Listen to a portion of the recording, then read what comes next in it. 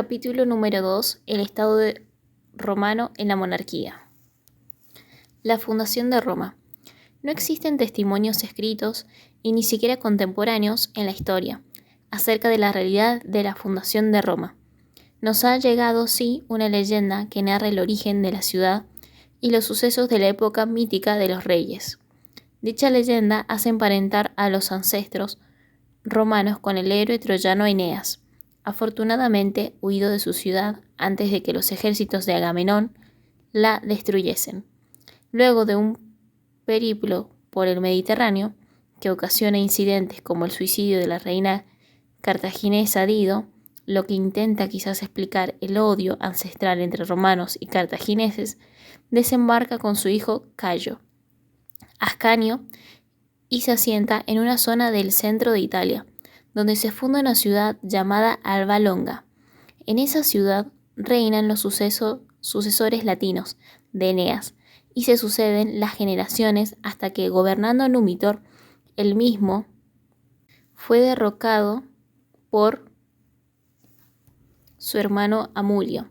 Como se decía que los nietos de Númitor iban a expulsar al usurpador, Amulio decide tomar sus precauciones. Númitor, hasta ese momento, no tenía nietos, pero sí tenía una hija, Rea Silvia, que podía dárselos. Para evitar que esto sucediese, Amulio hizo que su sobrina se consagrase al culto de la diosa Vesta como sacerdotisa, función en la cual debía mantener su virginidad. Sucedió, no obstante, que la princesa quedó encinta del dios Marte, del que tuvo gemelos a los que llamó Rómulo y Remo. Estos niños muy pequeños fueron abandonados en el bosque, donde la tradición dice que los crió una loba, aunque otras versiones afirman que lo hizo Aca Laurencia, la esposa de un pastor, Faustulo, a quien se llamaba la loba, porque frecuentaba los lupanares. Fuere como fuese, los jóvenes cuando crecen cumplen con la profecía, derrocan a Amulio, devolviendo el trono a su abuelo, y en agradecimiento les cede la tierra que ellos eligieran, para que allí fundasen su propio reino. Los gemelos y sus amigos escogen un lugar tierra adentro que estaba ubicado en una zona denominada el Septi Montium, vecina a 7 colinas. Allí discuten sobre quién iba a ser el rey de la nueva ciudad, cosa que dejan librada a la voluntad de los dioses. Quien primero viese más pájaros sería el futuro monarca. Rómulo, que ve 12 cuervos, aunque pocos segundos después que Remo hubiese visto 6. Resulta triunfador. Remo, despechado, salta por encima del surco que habían hecho con el arado para marcar los límites de la futura ciudad, razón por la cual Rómulo lo mata, porque dicho surco representaba las murallas que allí se levantarían, las que eran consideradas cosas santas. De esta manera, y ya sin rivales, Rómulo, de origen latino, es el primer rey romano.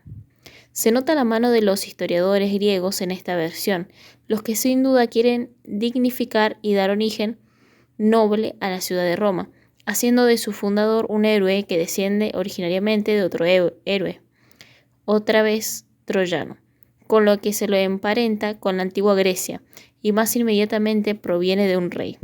No puede dejar de notarse una gran similitud entre la leyenda de la fundación de Roma y el de origen del imperio persa, debido a Ciro el Grande.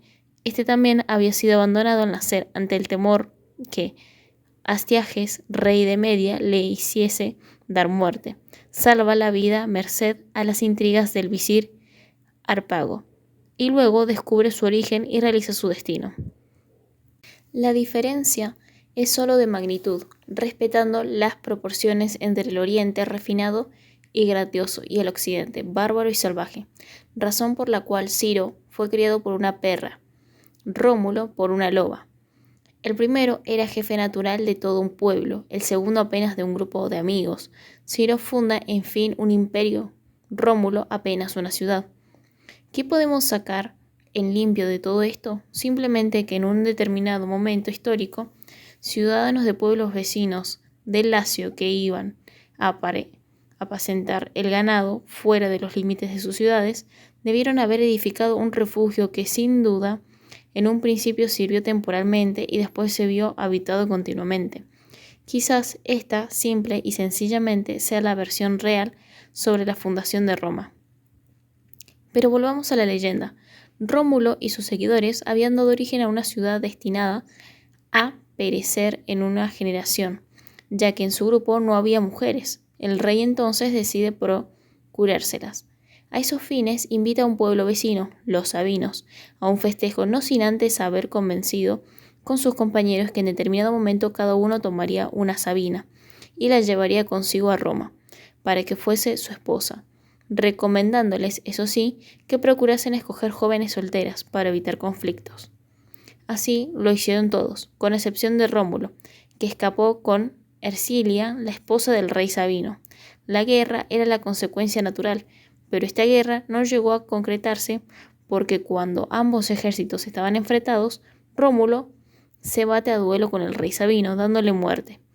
Y en esas circunstancias, las mujeres raptadas, asimiladas ahora perfectamente a su nueva condición de matronas romanas, se interpusieron entre ambas milicias y obligaron a sus parientes a convenir la paz con sus actuales esposos. Tal fue el éxito de esa gestión que muchas familias sabinas se mudaron a Roma, acordándose que en lo sucesivo reinarían en la ciudad de un latino y un sabino, recayendo la designación en Rómulo y Tito Tasio. La vida de este último fue sin embargo breve, y como consecuencia Rómulo quedó nuevamente solo en el poder, a raíz de lo cual se estipuló que reinarían alternativamente una generación un latino y la siguiente un sabino. Tal la historia del rapto de las Sabinas que permitió a Roma perdurar en el tiempo, cuenta la tradición que a raíz del episodio los romanos prometieron a sus esposas que no se les encomendaría en el futuro a ellas y sus hijas ninguna tarea más pesada que la de hilar la lana, confiriéndoles además otros privilegios en cuanto al tratamiento social, que en adelante se les dispensaría. Y algo de cierto debe haber habido, porque según lo que se conoce, la mujer romana fue quizás la que mejor situación ostentó en toda la antigüedad.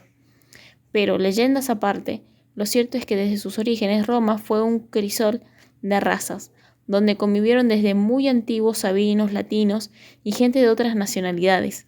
Quizás sea esto lo único que podamos sacar en limpio de lo que por lo demás tal vez no pase de ser simplemente un bello cuento. Por un fenómeno de concentración, los historiadores antiguos atribuyen a Rómulo todo lo que es organización política de la ciudad. Él fue quien estableció la monarquía con todos los caracteres que después tuvo. Él quien organizó un consejo de ancianos que asesorase al rey, denominado Senado.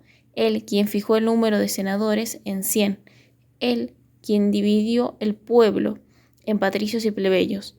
Él, en fin, quien estableció las bases del comicio, la asamblea popular, y cuando acabó de estructurar el Estado, siempre según la tradición durante una tormenta bajó una nube del cielo y se lo llevó.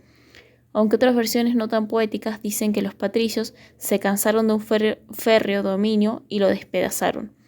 Fuere como fuese, Rómulo murió y lo reemplazó por el pacto que antes mencionábamos, un sabino, Numa Pompilio, el segundo rey de Roma, a quien la tradición le atribuye el haber organizado todo lo concerniente a la materia religiosa, así como se dice que Rómulo había dado forma a la estructura del reino.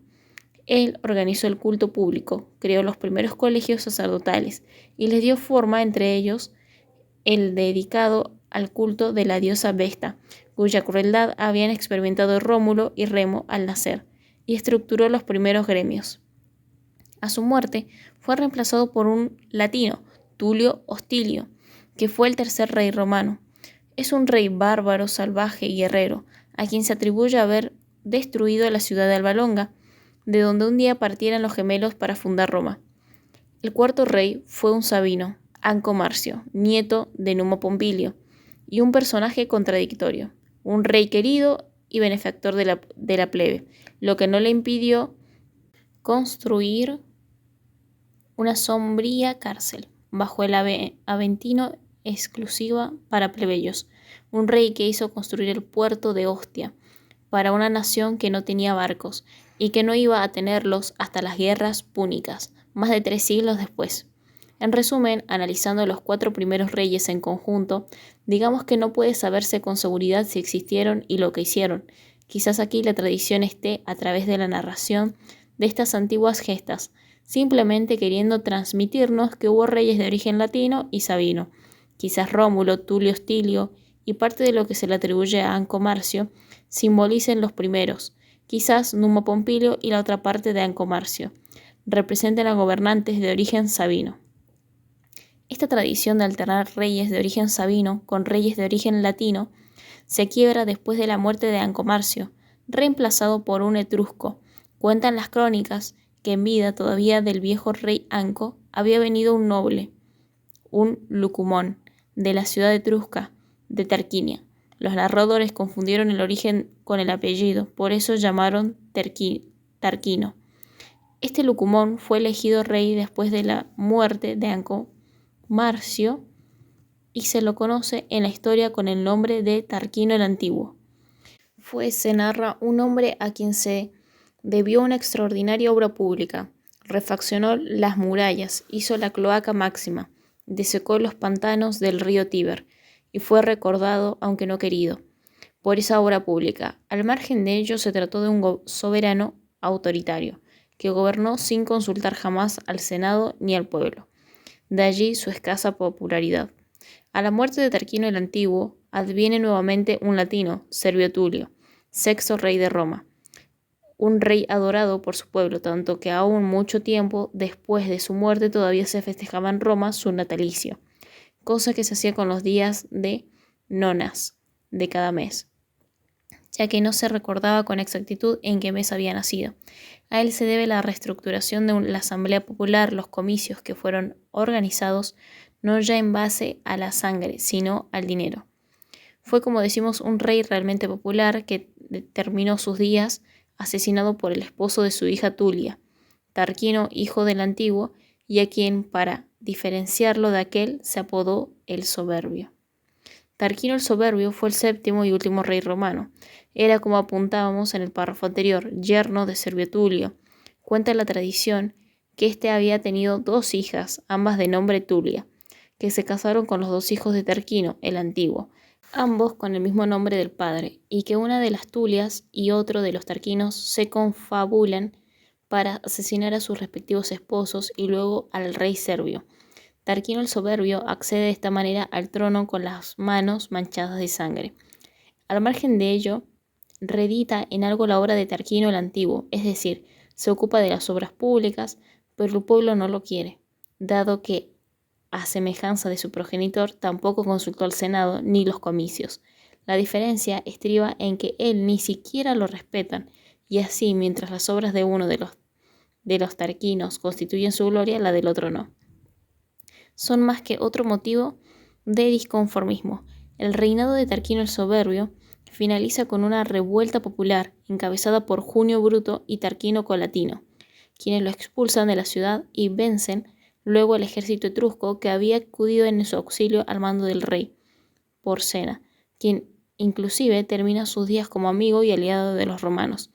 A partir de entonces el pueblo acuerda no elegir más reyes, sino magistrados que desempeñasen el cargo de manera colegiada y temporal, hecho que marca el nacimiento de la República. Corría el año 509 a.C. ¿Qué habrá de cierto en la versión de estos 3 últimos reinados? Leyendo entre líneas que en algún momento de su historia Roma fue sometida por los etruscos, el reinado del primer Tarquino, que luego se independizó, aunque de manera temporal. Fue el reinado de Servio, cuyo nombre es sinónimo de esclavo, quizás para aludir al gobierno autónomo del pueblo romano sometido, que dicho conato de independencia fue aplastado de manera sangrienta, el asesinato del buen rey Servio Tulio, en acción militar en la cual los etruscos, simbolizados por Tarquino el Soberbio, retomaron el poder, quizás ayudados por algunos romanos representados por la mala Tulia, que se prestó a colaborar en el asesinato de su hermana primero y de su padre después. Y en cuanto al establecimiento de la República, es muy posible que ello no haya sucedido de manera súbita, como nos lo hace creer la tradición que es muy difícil de aceptar, sobre todo si se tiene en cuenta que uno de los nuevos magistrados, Tarquino Colatino, debía ser pariente de los reyes depuestos. Lo que sí parece evidente es que en algún momento los romanos se sacudieron el dominio etrusco. Bruto, el otro cabecilla, es un nombre que significa esclavo rebelde.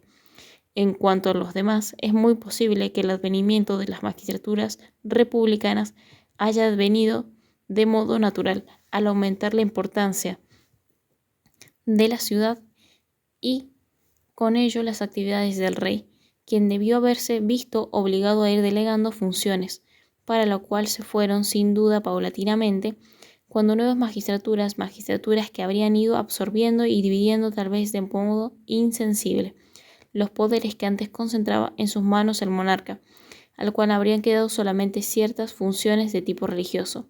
Prueba de ello es que ya muy avanzada la República todavía se habla del Rex Sacrorum, órganos de la Constitución monárquica. Básicamente los órganos son tres: el rey, el senado y los comicios, aunque fundamentalmente el primero es quien tiene a su cargo conducir los destinos de la ciudad, el rey. Como decíamos, es el más importante de todos, y sus facultades así lo demuestran. Tiene poderes militares porque es el jefe del ejército, tiene poderes administrativos y civiles, porque es quien gobierna la ciudad, tiene poderes jurisdiccionales porque es juez, tiene poderes religiosos ya que es sumo sacerdote. Resume entonces en sus manos la totalidad del poder.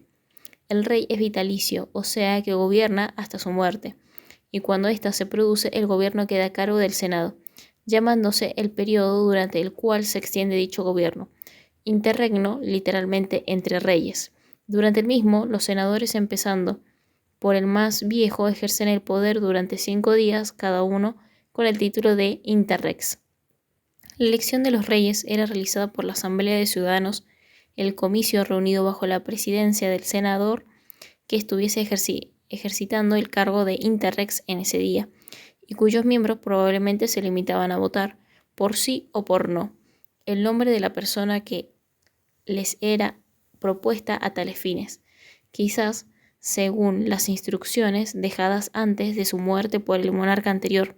Una vez realizada la elección, previa consulta de los auspicios y conseguida la aprobación del Senado, auctoritas patrum, el nuevo rey entraba en funciones. El Senado es un órgano consultivo del rey, quien no estaba obligado a seguir sus consejos y que ni siquiera a requerirlos. De hecho, los tarquinos no lo hicieron nunca, aunque su función exacta durante la monarquía no es bien conocida. Asimismo, brindaba su aprobación auctoritas patrum a las resoluciones de la Asamblea de Ciudadanos. Sus miembros ejercen asimismo el poder sucesivamente durante los interregnos. Como hemos señalado en el punto anterior, el cargo es vitalicio y al fallecimiento de un senador es el rey quien designa a su reemplazante. Históricamente, la creación del Senado se remonta a Rómulo y estaba integrado en un principio por 100 personas, según la tradición. Todas jefes de familia, de allí el término patres, con el cual también se denomina a los senadores. En su origen su número era de 100 y dicho número fue variando bajo los reinados de los diversos reyes. Así, con Tarquino el Antiguo se elevó a 200 y con Servio llegó a ser 300. Los comicios. La Asamblea de Ciudadanos o comicio fue el tercer órgano de gobierno en la monarquía, y de este comicio existieron diversos tipos. En primer lugar, el comicio por curias, organizado según la sangre. Fue históricamente el más antiguo y se lo supone creado por Rómulo. Está estructurado sobre la base de 3 tribus, la de los ramnes o ramneses, los titenses y los lúceres. La primera reunía probablemente a los ciudadanos de origen latino, y su nombre habría derivado de Rómulo. La segunda, al grupo étnico sabino, proviniendo el nombre del rey Tito Tasio. La tercera, en fin, agruparía a los de diversos orígenes nacionales aglutinados en torno a los lucumones etruscos, de allí la designación. De este modo, la división en 3 tribus marcaría los grupos raciales que confluyen a formar Roma, ciudad que se constituye entonces, desde sus orígenes, en un crisol de razas. Cada una de estas 3 tribus se dividía a su vez en 10 curias, las que eran en consecuencia 30 en total, y una curia era la reunión de 10 gentes o gens. entendido por gens al grupo de familias que proviene del mismo antepasado común, que reconoce un solo y mismo origen, tomando el parentesco por línea masculina, dado por un igual antecesor. Tal es la primitiva organización del comicio, donde la curia era la unidad de voto. Esto se consultaba la voluntad popular dentro de cada una de las curias para obtener el voto de esta, y alcanzaba la mayoría de curias en un sentido determinado. Se dejaba de votar de tal modo, y como las curias eran 30, cuando se llegaba a 16 expedidas en igual sentido, finalizaba el comicio, porque se había alcanzado una mayoría de curias inalcanzable. Servio Tulio creó un nuevo tipo de comicio estructurado, no ya sobre la base de la procedencia étnica, sino del dinero de los ciudadanos, el comicio por centurias. Y aquí debemos hacer un paréntesis para señalar que a esta altura de la historia existen en Roma dos clases sociales bien definidas: los patricios y los plebeyos. Patricios eran los descendientes de los patres, de los fundadores de la ciudad; plebeyos, los advenidos a aquella, con posteridad, una gran masa amorfa de personas y familias, cuyo número iba aumentando continuamente. La distinción es importante, porque originariamente solo los patricios eran ciudadanos, y por consiguiente, en el primitivo comicio por curia solamente ellos votaban.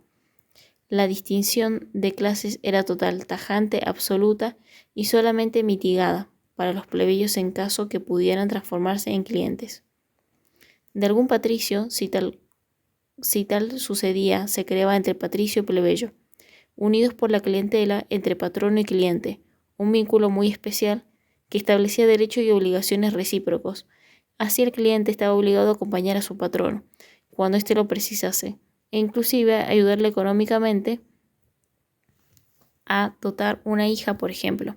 Y recíprocamente el patrono colaboraba con su asesoramiento y apoyo al plebeyo que tenía por cliente, consultando por él alguna fórmula de la ley necesaria para interponer algún juicio y asistiéndole en este, también por vía de ejemplo. De allí que la denominación de cliente se haya conservado y sirva para aludir a quienes buscan consulta de algún abogado que va a defenderlos, como los antiguos patricios hacían con sus clientes. Como puede advertirse, el sistema basado en la sangre es rígido y absolutamente inamovible, y desde este punto de vista el comicio por centurias constituye un avance, porque en este último la movilidad entre clases, si bien difícil, no es por completo imposible. Por lo demás, la evolución de sociedades basada en la aristocracia de la sangre a otras fundadas sobre una base plutocrática es bastante común en el mundo antiguo. La creación del comicio por centurias es una consecuencia del desesperado afán de los plebeyos de igualarse a los patricios, que inician de esta manera una confrontación que durará varios siglos y solo finalizará una vez obtenida una completa igualdad entre ambos órdenes. Pero si bien acabamos de aludir el afán de equiparación de los plebeyos, quizás debiéramos rectificarnos, porque quienes con más bríos acariciaban ese sueño eran los plebeyos ricos, los que se sentían injustamente postergados, y sus enemigos naturales entre los patricios fueron, sobre todo los más pobres, los que veían que de lograr aquellos una equiparación total, bien pronto la superioridad que hasta ahora ostentaban iba a volcarse a favor de los mismos. Con el comicio por centurias, los plebeyos adquieren por fin la ciudadanía. Con este hecho comienza a cumplirse el sueño de los plebeyos ricos, aunque todavía les falte mucho camino por recorrer. Los plebeyos pobres obtienen por su parte el dudoso honor, a cambio de ser llamados ciudadanos, de ser citados a integrar el ejército y verse compelidos al pago de impuestos. En este tipo de comicio, la unidad de voto es la centuria, y por centuria se entendió en un principio a 100 hombres, y luego a un número indeterminado de familias que pudiesen suministrar 100 soldados. Conforme la fortuna, los ciudadanos se clasificaron en centurias de caballeros, equites, los más ricos, y de infantes, pedites, estas últimas conformando 5 clases, habiendo asimismo 5 centurias fuera de clase. No deben extrañarnos los denominados militares, dado que en la misma manera que los ciudadanos se ordenaban para votar y ejercer los derechos cívicos, lo hacían para ir a la guerra. Aclaremos que los caballeros comprendían hombres de hasta 45 años de edad, integrándose con 12 centurias de plebeyos y 6 de patricios. Los pedites, en cambio, se dividían en un número igual de centurias de iuniores de menos de 45 años y seniores, ciudadanos con más de esa edad. Mientras los primeros salían en campaña militar, los segundos quedaban como reserva defendiendo Roma. En cuanto a centurias, fuera de clase se dividían de esta manera: 2 de artesanos, lignari, aerari, 2 de músicos, cornicines, tubicines, y 1 de proletarios, ciudadanos con un capital inferior al requerido para integrar la quinta clase y que solamente figuraban en el censo por la decencia. La prole, que eran capaces de pronunciar de allí el nombre, conforman el censo de cabezas, que recién pudo integrar el ejército en épocas de Cayo Mario. La fortuna de los miembros de comicio se expresaba en haces, siendo el haz la unidad económica que servía para medir el capital. En las primeras épocas no se tenían en cuenta más que las cosas mancipi, inmuebles en suelo itálico, servidumbre sobre esos fundos, animales de tiro y carga y esclavos. Veamos en detalle la composición del comicio. Caballería: 18 centurias con ciudadanos de más de 100.000 haces. Infantería: primera clase, 80 centurias de ciudadanos de más de 100.000 haces. Segunda clase: 20 centurias de ciudadanos de más de 75.000 haces. 2 centurias de artesanos. Tercera clase: 20 centurias de ciudadanos de más de 50.000 haces. Cuarta clase: 20 centurias de ciudadanos de más de 25.000 haces. 2 centurias de músicos. Quinta clase: 30 centurias de ciudadanos de más de 12.000 haces. Unidad 11.000 según Tito Livio. Una centuria de proletarios, capite censi. Total de centurias 193, con lo que en la práctica la voluntad unada de caballeros y primera clase definía cualquier votación. De hecho, las crónicas de la época refieren que muy rara vez llegó a consultarse la segunda clase y que en una única oportunidad votó la tercera. En el año 241 antes de Jesucristo hubo una variación, ya que a partir de entonces, habiendo 35 tribus, las centurias se calcaban sobre estas, fruto de considerar dentro de la fortuna de los ciudadanos también a los bienes muebles, nec mancipi. Así, manteniéndose las 18 centurias de caballería y las 5 fuera de clase. Cada una de las 5 clases de infantería constaba de 70 centurias. Con ello, el número total se elevaba a 373, obteniéndose la mayoría absoluta, 187 centurias, nunca antes de haber votado la tercera clase. Este comicio centuriado era convocado y presidido por el rey, al igual que el curiado. Este último, a partir de entonces, va a ir quedando cada vez más relegado de las funciones políticas y con competencia limitada a los asuntos de familia, adrogaciones y sucesiones, testamentos. Servio Tulio establece igualmente una división del pueblo en tribus, conforme su asentamiento geográfico, que luego será la base de un nuevo tipo de asamblea popular, el comicio por tribus. A partir del año 449 a.C., ya en épocas de la República, dichas tribus en un principio fueron 4. Luego el número se elevó a 21, computándose 4 urbanas: Palatina, Esquilina, Suburana y Colina, asentada en esta última en el monte Quirinal, y 17 rústicas. Finalmente quedó estable en 35 tribus. Colegios sacerdotales. Vaya una breve síntesis de los más importantes en relación a lo que es materia jurídica. Colegio de los Pontífices. Estaba compuesto por 15 miembros, de los cuales uno era el pontífice máximo. El nombre del colegio significaba probablemente hacedores de puentes, dado que habrían tenido su cargo en un principio los puentes de la ciudad. En materia jurídica eran los custodios de las fórmulas que había que conceder y emplear para realizar cualquier acto. cosa que adquiere la mayor importancia dado el carácter rígido y absolutamente formal del derecho en la época primitiva. De allí que hayan sido los primeros jurisconsultos. Su función jurídicamente hablando comprendía el cavere, asesoramiento acerca de cómo llevar a cabo un determinado acto, el responder respuesta a consultas generales y el agere indicación de las acciones que había que emplear para promover un determinado litigo. Los miembros de mayor experiencia además instruían a los más nuevos, augures y auríspices. Los augures eran los encargados de consultar la voluntad de los dioses acerca de si un día determinado era fasto o nefasto, calificación esta última que lo hacía inapropiado para cumplimentar cualquier acto jurídico. Dicha consulta lo realizaban en virtud de signos con el apetito de los pollos sagrados o el vuelo de las aves, y estrictamente se distinguían de los auríspices, sacerdotes que cumplían igual función, consulta de la voluntad de los dioses, pero en base a las entrañas de animales sacrificados. Las vírgenes vestales. Las vestales eran sacerdotisas consagradas al culto de la diosa Vesta y debían mantenerse vírgenes mientras durase su consagración a dicho culto.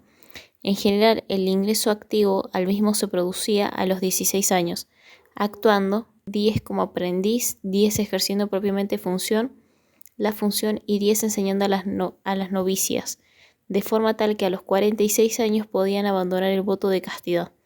Estaban a cargo del templo de la diosa, teniendo a su cargo de limpiarlo los 24 de marzo, 24 de mayo y 16 de junio de cada año. Y lo más importante, se las consideraba inviolables, así como el templo en que servían, constituyendo de esta forma algún lejano antecedente del actual derecho de asilo. Debían mantener siempre encendido el fuego sagrado. Colegio de los Feciales. Los Feciales, en fin, podrían ser mencionados como antecesores de los actuales embajadores.